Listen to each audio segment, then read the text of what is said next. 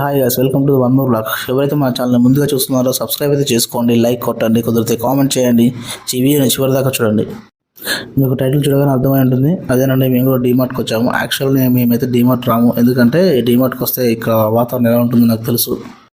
మా మ్యారేజ్ అయిన కొత్తలో అయితే డీమార్ట్కి అయితే రెగ్యులర్గా వచ్చేవాళ్ళము, ఎందుకంటే అది కొత్త కదా, అందుకే రెగ్యులర్గా వచ్చేవాళ్ళం. ఇప్పుడు రావాలంటే ఖచ్చితంగా ఆలోచిస్తున్నాము. నేను మా వాళ్ళ డీమార్ట్ తీసుకురాకపోవడానికి కారణం బలంగానే ఉందండి. ఎందుకంటే ఇక మనం బిల్ అనుకున్న దానికన్నా డబుల్ అవుతుంది, అవసరమైతే ట్రిపుల్ కూడా అవుతుంది. ఈసారి మా వాళ్ళు డీమార్ట్ వెళ్ళాలంటే ఖచ్చితంగా పట్టుబట్టారు. బిల్లు చాలా తక్కువ చేస్తామని మాట ఇచ్చారు, కానీ నాకైతే నమ్మకం లేదు ద్వారా బిల్లు గట్టిగానే అవుతుంది. చూద్దాం, వెయిట్ అండ్ సీ. సో ఇక్కడ ఏంటంటే డీమార్ట్కి వెళ్ళిన వారు అయితే ఎవరు ఉండరు, ఖచ్చితంగా అందరూ వెళ్ళే ఉంటారు. సో మీరు వెళ్ళినప్పుడు మీరు ఎంత బిల్ అనుకున్నారు, ఎంత బిల్ అయింది, కామెంట్ సెక్షన్లో కామెంట్ అయితే చేయండి.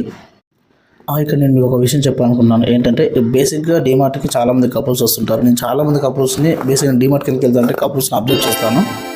అప్పుడు ఒక పేరు అయితే తను ఎంత ఇరిటేట్ అయ్యాడంటే నీకేం పని లేదా అని చెప్పేసి ఘోరంగా ఇరిటేట్ అయ్యాడు. నేను వీడియో తీద్దాం అనుకున్నాను, బట్ ఏంటంటే పాసిబిలిటీ లేదు.